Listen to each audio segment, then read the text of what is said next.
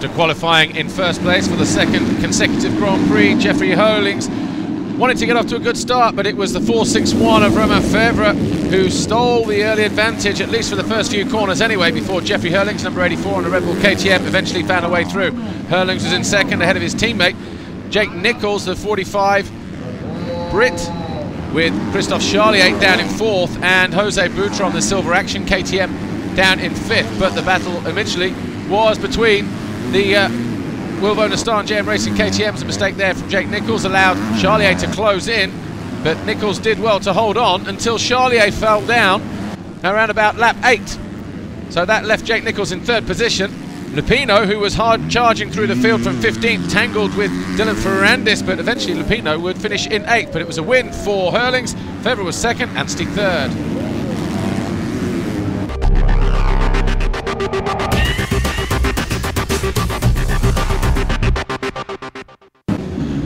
Red Bull KTM's Tony Cairoli put on a dominant display in the qualifying race the day before the main event.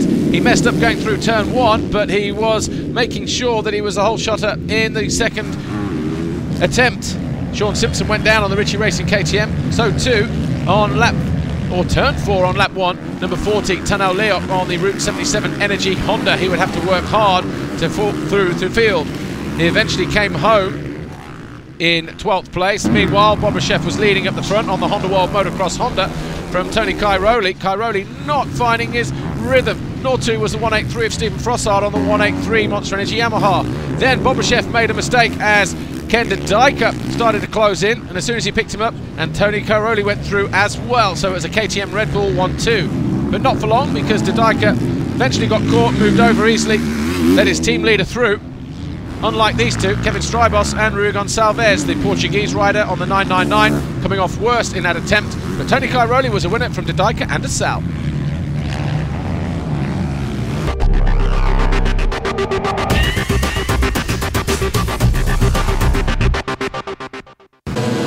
In the super final that saw the top 20 MX1 and MX2 riders going head-to-head, it was Antonio Cairoli from Clermont de Sal, Gauthier Paulin and Tommy Searle as they rounded out the first few turns. Jeffrey Hurlings and Dean Ferris, with the Australian being the lead MX2 rider, were the highest placed 250s early on in the moto.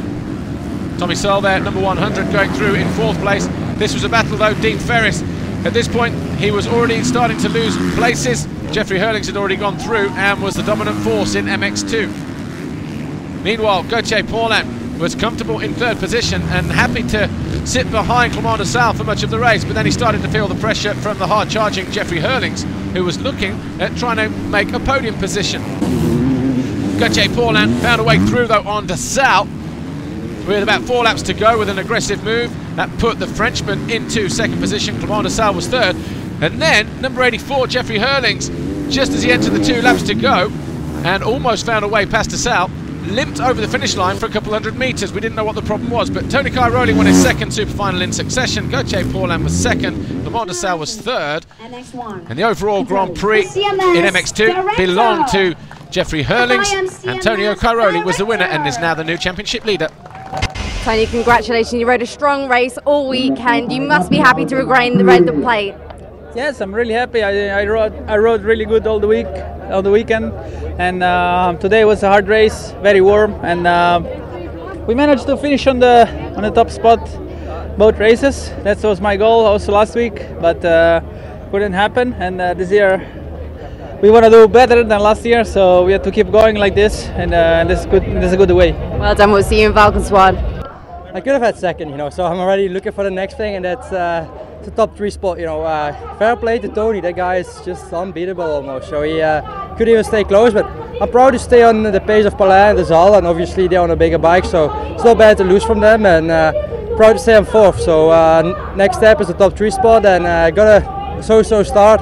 Rich came out with a whole show, but even past some MX1 rider, so I'm proud about my race. And about the last lap, I just took it easy and said like, yeah, I'll win my moto over MX2, and that's all I can do, and I'm taking 50 points home from Thailand, so pretty proud, and looking forward to Valkenswaard, my home GP, and I hope all the fans come out, and thanks to Red Bull KTM Racing for all making this happen, and thank you guys. We'll see you in a few weeks.